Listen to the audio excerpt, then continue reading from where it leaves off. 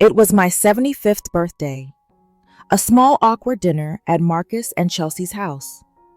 Chelsea was complaining about money again, hinting at a large gift. I gently said I was focusing on securing my long-term care. Her smile vanished. She leaned in, her eyes cold, and whispered, "The best gift you could give us would be if you just died." The silence that followed was absolute. My mind went instantly from celebration to cold, calculated retaliation. "Hello, I'm Vivian. I'm 70 years old, and until my retirement 5 years ago, I spent my career as a senior executive in corporate procurement.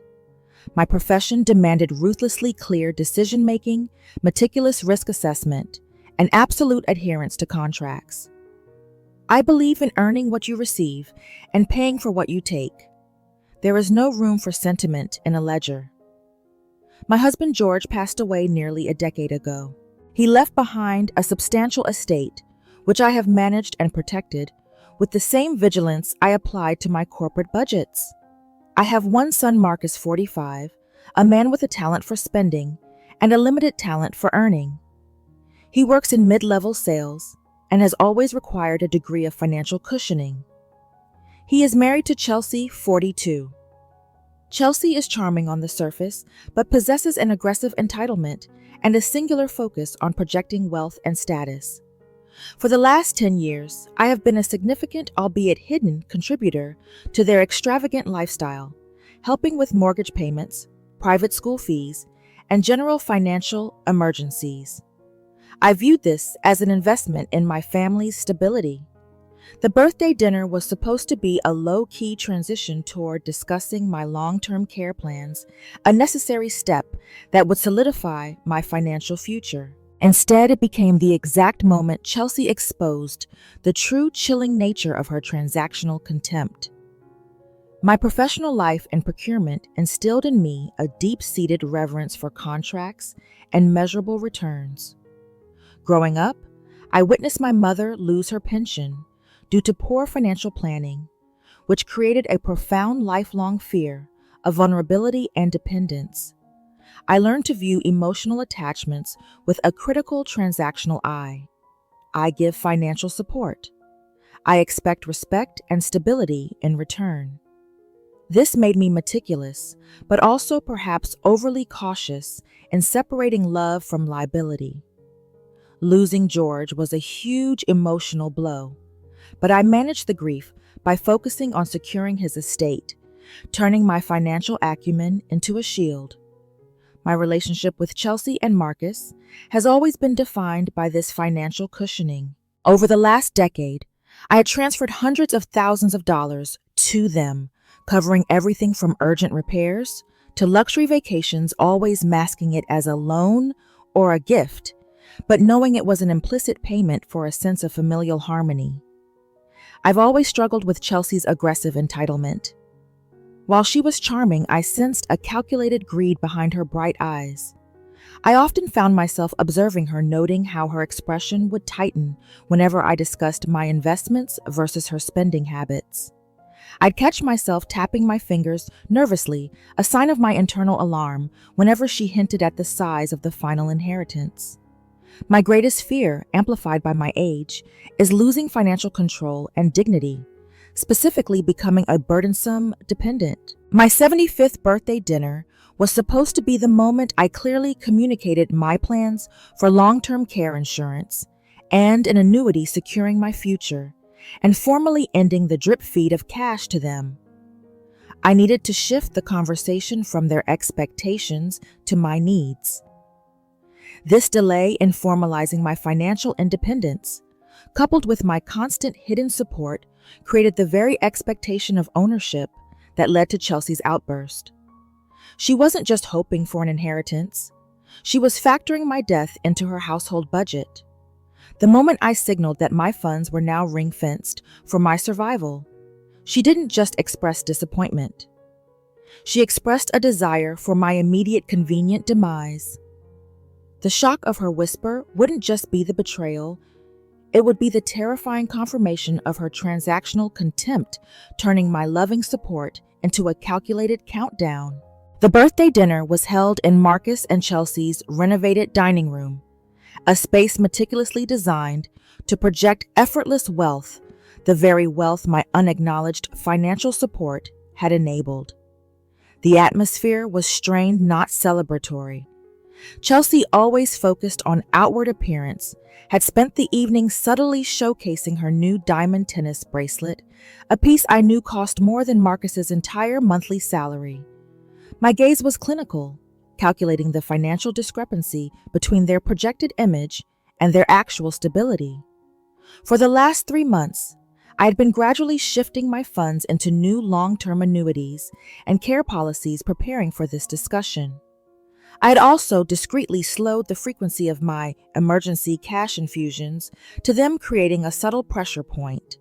The effect was immediate. Their calls became more frequent, and the conversations quickly pivoted to veiled requests for assistance, a new roof, summer camp fees, etc. Their financial anxiety was high, and Chelsea was restless. Marcus, my son, was his usual passive self. He kept refilling my water glass, his body language conveying a nervous energy. He was clearly aware of the financial pressure Chelsea was under, and was trying to maintain a superficial calm. He glanced at me often, his eyes pleading for me to be generous and avoid confrontation, always prioritizing his peace over the truth of their situation. The setting was intimate, yet hostile. The dinner was winding down, and the moment I chose for the discussion was calculated after the cake. But before the lingering coffee, ensuring minimal time for negotiation, I pulled out a small printed summary of my long-term care policy, placing it gently on the table. "Thank you both for dinner," I began, my voice clear and professional. "As I turn 75, I am prioritizing my future security. I have fully funded a long-term care annuity. This means the funds previously available for discretionary gifts are now fully committed to ensuring my future independence." Marcus's face fell immediately, a look of devastated disappointment. But Chelsea's reaction was instantaneous and aggressive. Her expression snapped from polite interest to cold fury. She didn't shout. She leaned in close to me, ensuring Marcus wouldn't hear the full, unvarnished venom of her sentiment. Her proximity was threatening, and her subsequent whisper, the ultimate betrayal, was designed to cut me to the core. She wanted to hurt me, not just financially, but personally, rejecting my very right to exist. The entire evening was a setup not for a gift, but for my eventual convenient demise. The moment I placed the annuity summary on the table, the air in the dining room became instantly brittle. Marcus's defeated sigh was loud, but Chelsea's reaction was the true confrontation. Her expression dissolved from polite interest into pure, cold avarice. She didn't want to hear about my security. She wanted to know about her return on investment. She leaned across the table, violating the space, and dropped her voice to a furious, calculated whisper, ensuring Marcus, who was busy staring at the tablecloth, wouldn't catch the full chilling content. Her eyes bored into mine, completely devoid of warmth or familial regard. "Vivian, this is ridiculous. We are your family. You spend all this money on insurance when we have expenses now. You know we need that capital. We rely on your help." I met her challenge with professional calm. "I am 75, Chelsea. My responsibility now is to secure my future independence. I will not be a burden." That phrase, "I will not be a burden," was the precise trigger for her unvarnished truth. Her face hardened and she delivered the line sharp and precise as a surgeon's scalpel. "The best gift you could give us would be if you just died." The sound was faint, yet the impact was colossal.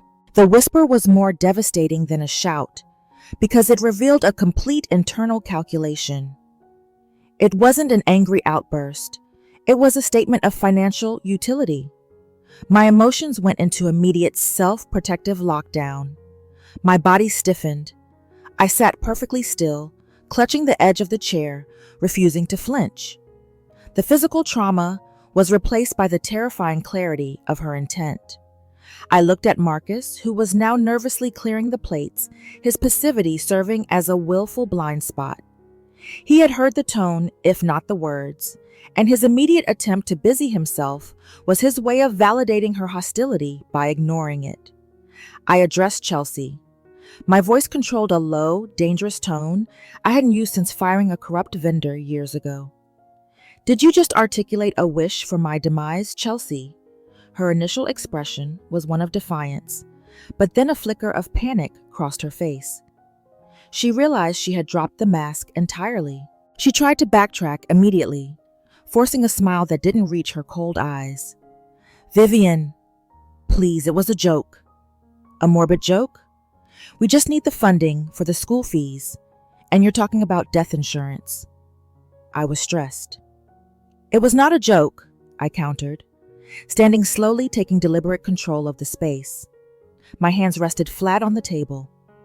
"It was an assessment of your financial position, and I am now officially registering your assessment in my memory, Chelsea. You view me as an obstacle to your wealth, and my death as a necessary financial transaction." Marcus finally looked up, his face pale with alarm. "Mom, please don't."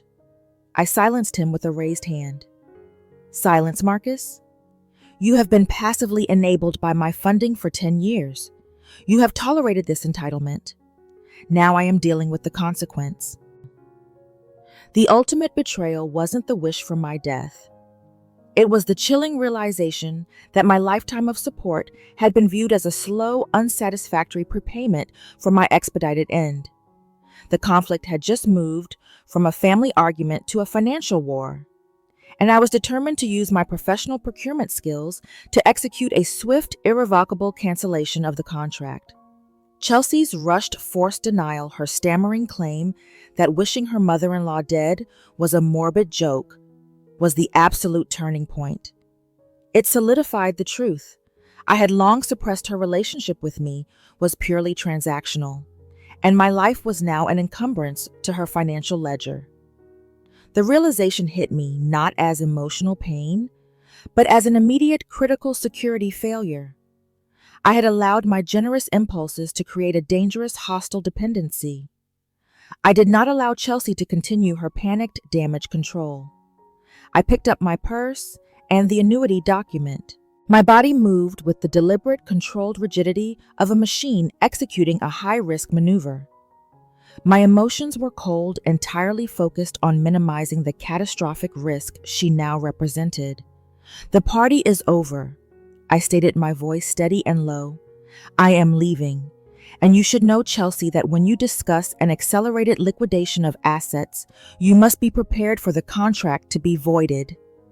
Marcus finally jolted from his passivity, stood up, his face a mess of shame and panic. "Mom, please don't be dramatic. It was a terrible thing to say, but don't overreact." His use of the word overreact to describe my response to a death wish was the final devastating confirmation of his complicity. He was, as always, protecting his wife's comfort over his mother's dignity. The trauma wasn't Chelsea's cruelty.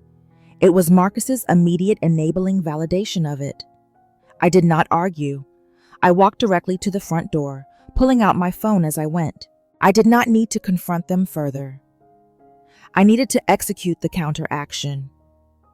I dialed the number of Mr. Albright, my trust and estate lawyer, even as I was opening their front door. "Mr. Albright," I said into the phone, my voice clear despite the tension. "I need an immediate stop payment on all outstanding funding commitments to Marcus and Chelsea. And I need the finalization of the new irrevocable trust moved up to tomorrow morning, 8:00 a.m. I have encountered a significant hostile threat to my long-term financial stability that requires immediate permanent isolation." I looked back briefly into the dining room. Marcus was frozen, staring at me, with his mouth slightly open. Chelsea had rushed to his side, her expression shifting from aggression to terrified realization as she heard the word trust. They finally understood that their entitlement had catastrophic consequences. My action was definitive. The birthday dinner had become the mandatory condition for the permanent cancellation of their future expectations. I was not just ending the monthly assistance, I was legally cementing my entire estate, ensuring that neither Marcus's enabling passivity nor Chelsea's calculated greed could ever touch the principal again. Stepping out onto the curb, away from their expensive, suffocating home, I felt a surge of cold, powerful satisfaction. The shame of being wished dead was replaced by the invigorating clarity of a professional defense. I was 75, and I had just terminated a fraudulent contract that threatened my very survival. The drive back to my apartment was not one of tears, but of intense professional focus. Chelsea's words, "The best gift would be if you just died," acted as the final absolute motivator for my strategic counteraction. As a former procurement executive, I knew that catastrophic contract breaches demand immediate irreversible termination and the securing of all assets. My first act, initiated immediately upon reaching my secure home, was to execute the financial lockdown. I called my private banker and confirmed the immediate stop payment on the large check I had promised them for the following week's school fees, an amount significant enough to cause an immediate liquidity crisis for them. I then initiated a change of all online banking passwords and security questions using obscure corporate terminology that only I would ever know. This cutting of financial access was designed to be swift and absolute, removing any lifeline they might try to manipulate. Second, the legal hammer fell exactly as planned. At 8:00 a.m. sharp the next morning, I was at Mr. Albright's office. I spent 2 hours finalizing the new irrevocable trust structure. We ensured that the principal of the estate was entirely inaccessible to Marcus and Chelsea. Instead of the outright inheritance, they expected Marcus would receive a small managed stipend, barely enough to cover a fraction of his current mortgage, and only if he passed a quarterly review of financial responsibility performed by the trust's third-party fiduciary. The bulk of the estate was diverted to my late husband's and my alma mater's scholarship funds. My emotions were entirely clinical. I treated the trust as the necessary termination of a profoundly bad business relationship. Third, I secured irrefutable evidence. Knowing Marcus would immediately call, demanding an explanation, I ensured my next conversation with him was recorded. I used an external recording device, a small discreet habit I learned from years of complex vendor negotiations. When Marcus called screaming that I was being vindictive, I cut through his hysteria. "Marcus, I have terminated all funding. Your wife stated that my death would be the best gift. That is a hostile calculated assessment of financial opportunity.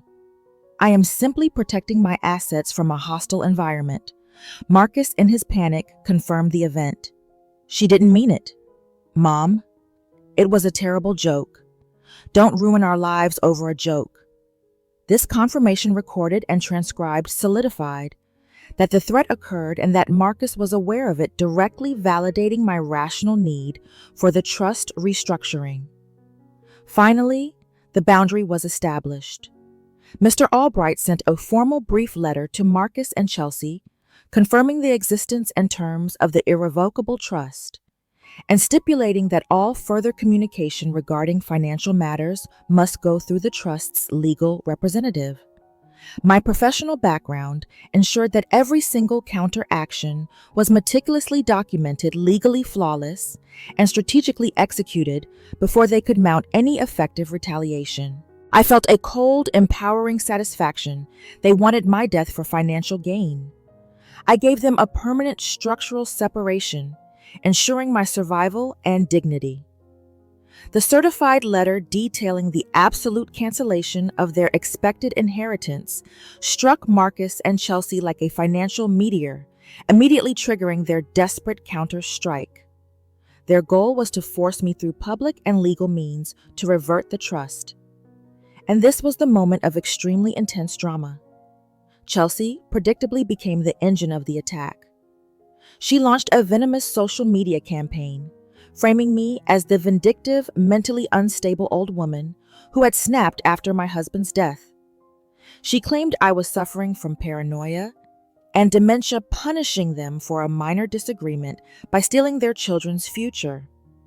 Her lawyer immediately filed a motion contesting the trust, claiming I was acting under temporary mental incapacity due to my age and grief. Her narrative was designed to be instantly sympathetic, the cruel, controlling mother destroying her devoted family.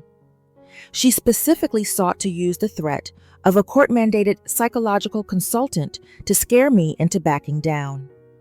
Marcus, now entirely under Chelsea's panic and facing imminent financial collapse due to the cut-off funds, became her reluctant but crucial accomplice. He called me repeatedly, his voice strained and hysterical. "Mom, you are being irrational. The lawyer says you won't pass the competency exam. Why are you choosing charities over your own family? Just tell the lawyer it was a misunderstanding. Do you want to ruin your reputation by being declared incompetent?" His passivity had fully curdled into pathetic manipulation, trying to use my fear of public shame against my rational decisions. I remained calm and unyielding. I was shielded by my secure apartment and my airtight legal defense. I instructed Mr. Albright to send only a single factual response to their lawyer, informing them that I looked forward to the deposition, where I would present both the finalized notarized trust documents and the recorded conversation confirming Chelsea's death wish and Marcus's acknowledgement of it. Their desperate attempt to weaponize my age only confirmed my initial judgment. They were predators who viewed me as a liability. My face was set in a firm, unyielding expression. The tension was absolute, but I knew I held the unassailable truth.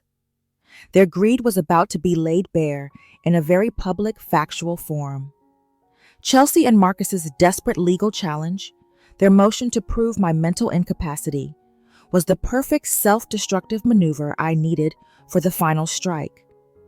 Their aggressive attempt to paint me as an irrational, vengeful widow gave me the stage to deliver irrefutable, objective proof of their malice. The deposition was scheduled, and I prepared not as a plaintiff, but as a seasoned executive closing a fraudulent contract. I arrived at the deposition room with Mr. Albright. I was meticulous, composed, and ready to treat the proceeding as a highly detailed audit. Chelsea sat opposite, her face a mask of virtuous victimhood, while Marcus looked utterly defeated, his passivity now manifested as terrified stillness. Their lawyer began the attack, hammering at the supposed irrationality of my actions. "Mrs. Vivian, you completely restructured an estate worth millions within 24 hours of an argument. Isn't that the behavior of someone suffering from severe paranoia?" I leaned into the microphone, my voice clear and steady. "No, it is the behavior of a senior corporate executive managing a catastrophic risk. When a contractor voices a desire for my immediate demise in order to access funds, I terminate the contract. It is sound fiduciary practice." The exposing the betrayer's moment came when Mr. Albright introduced the recorded conversation. He confirmed the recording's authenticity and played the key exchange. The room fell silent as Chelsea's faint, cold whisper filled the air. "The best gift you could give us would be if you just died." That was devastating enough, but Mr. Albright followed immediately with my recorded phone call to Marcus the next day. Marcus's frantic voice was clearly heard. "She didn't mean it. Mom, it was a terrible joke. Don't ruin our lives over a joke." Mr. Albright stopped the recording. He turned to the court reporter and the opposing counsel. "We have the explicit threat, and we have the son's recorded acknowledgement that the threat occurred. Mrs. Vivian Peterson's actions were not based on paranoia. They were based on a documented, articulated threat to her life made by the primary beneficiary's spouse. The subsequent trust restructuring is a rational act of self-preservation." Chelsea's expression snapped entirely. Her pretense of fragility evaporated, replaced by raw, furious hatred directed at me.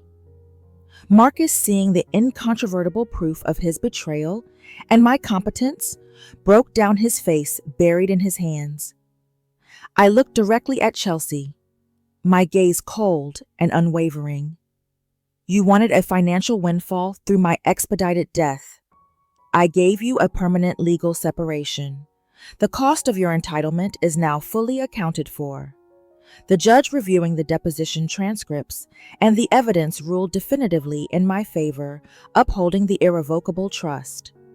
The truth was exposed, showed their malice, and vindicated my sanity. The satisfaction I felt was absolute. I had used my professional intelligence to protect my life and George's legacy from calculated greed. The judge's ruling, which firmly upheld the irrevocable trust and recognized the rationality of my actions, was the final sealing act of my legal triumph. I won the legal battle decisively, not through emotional pleas, but through the objective, recorded evidence of their malice. Leaving the courthouse, I felt a powerful rush of victory, not because I retained the money, but because I reclaimed my dignity and proved my competency against their heinous lie about my mental state. The chilling wish for my death was now permanently converted into the legal validation of my independence.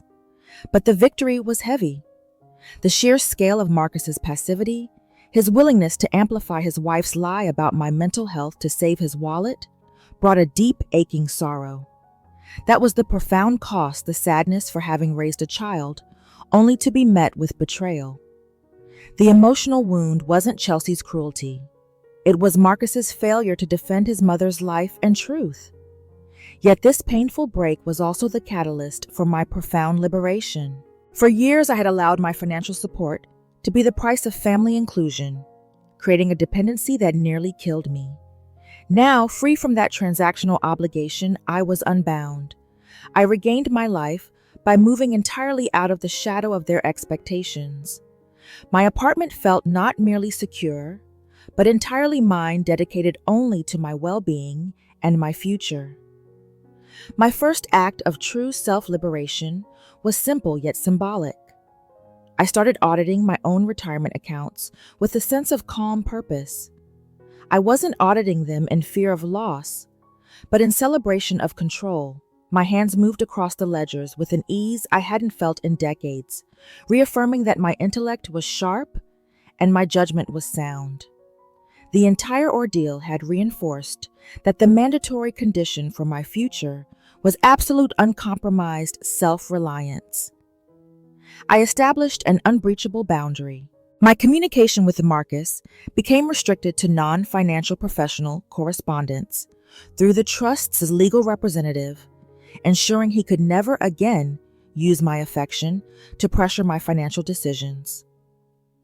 I had to accept the finality. The money was gone to him, and the transactional relationship was severed.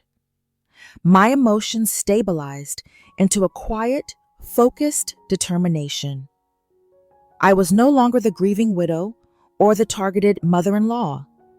I was Vivian, the executive who executed the correct strategy for survival. The experience was a brutal but deserved wake-up call that forced me to prioritize my own life over the enabling of their financial irresponsibility. The true prize was the clarity that my competency was my final ultimate defense against the chaos of entitlement. The absolute vindication of the court ruling brought no quietude. Instead, it ushered in a period of intense, consuming internal conflict. I was protected, my dignity secured by law and evidence, but I was constantly tormented by the question of proportionality.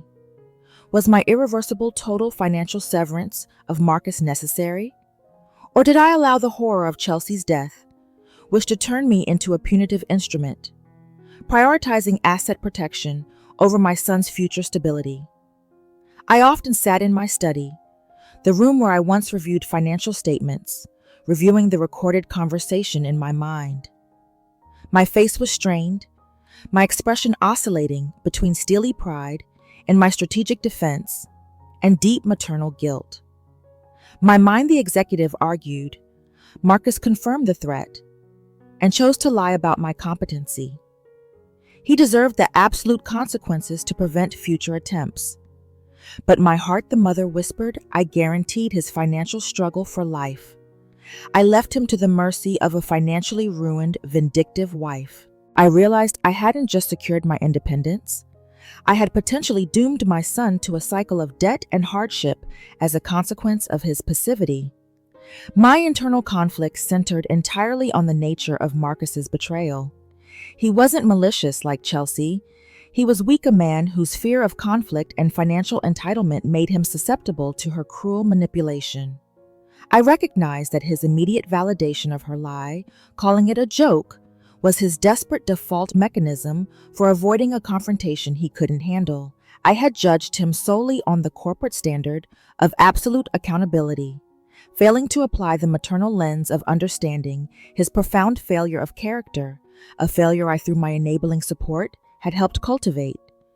I looked at my hands, the hands that signed the irrevocable trust papers.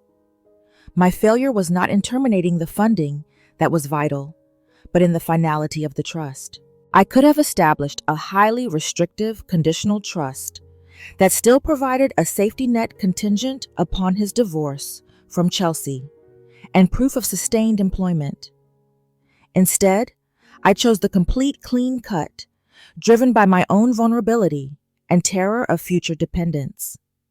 I retaliated by imposing absolute eternal control over his life's financial parameters. My professional competence had become a ruthless, unfeeling tool. The painful truth was that my victory affirmed my professional capability, but highlighted my emotional failure. The entire event was triggered by my attempt to shift from being their banker to being an independent woman. By reacting with such unyielding legal force, I had confirmed Chelsea's central accusation to Marcus that I was a controlling force obsessed with money. The mandatory condition for my future peace was clear.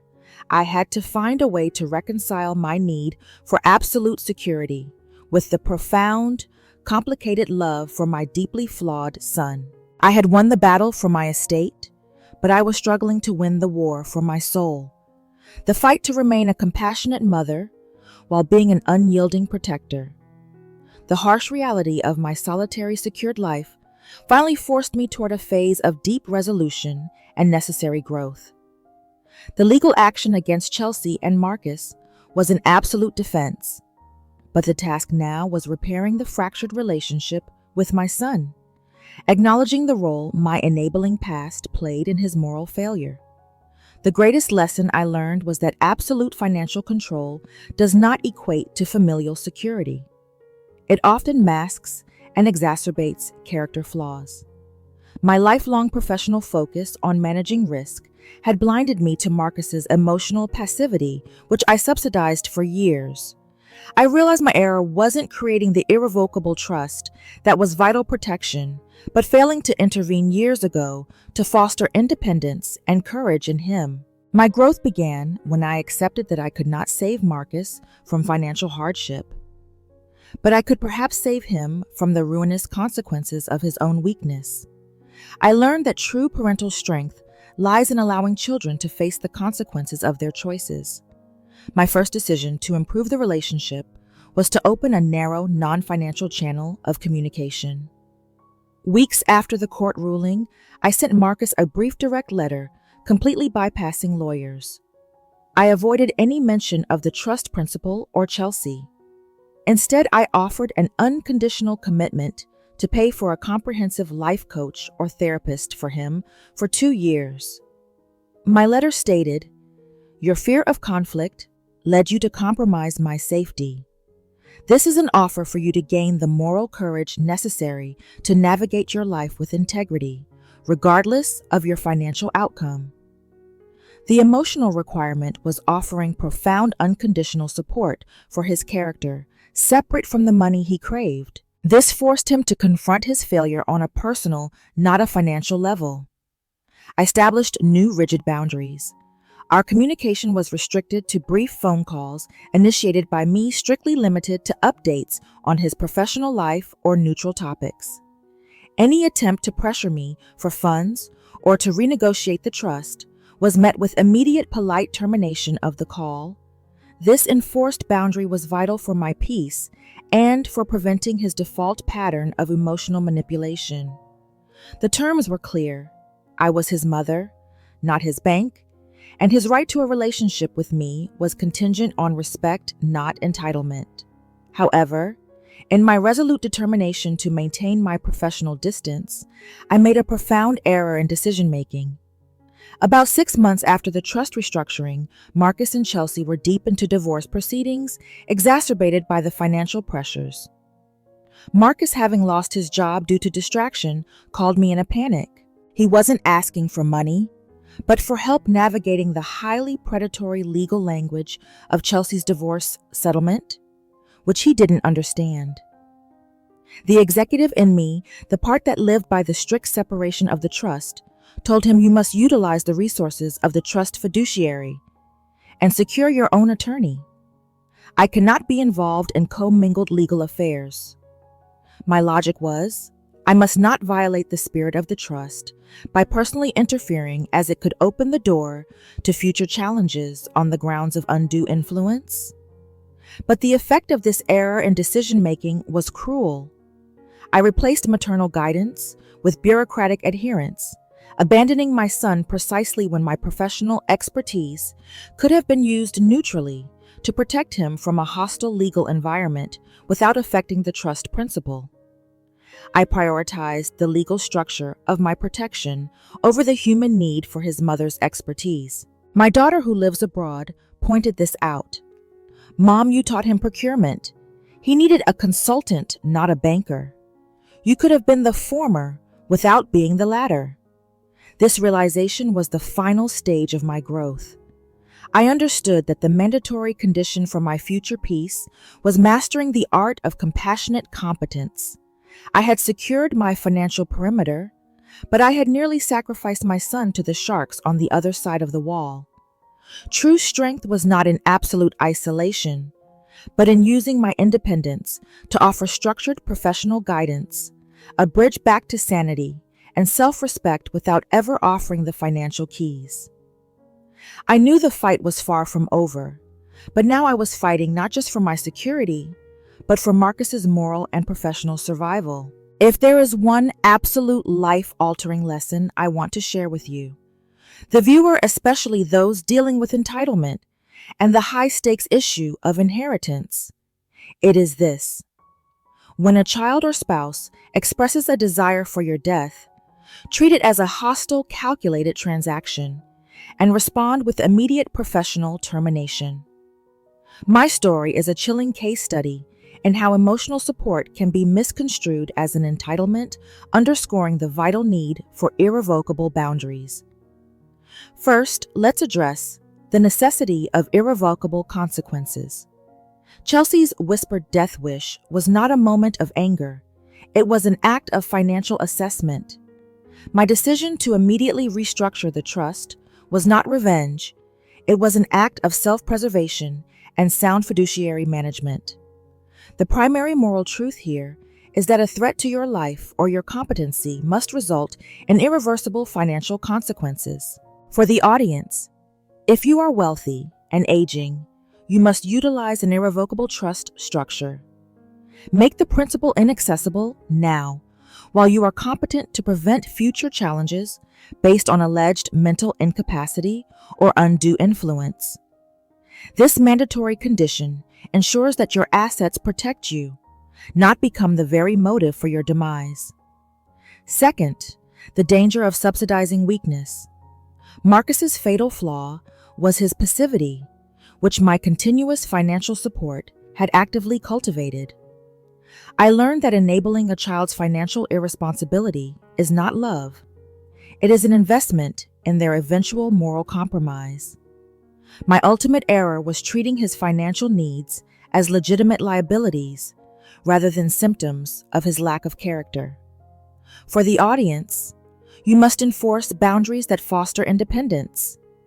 If your adult child's only value proposition is the eventual inheritance, you must terminate that expectation immediately.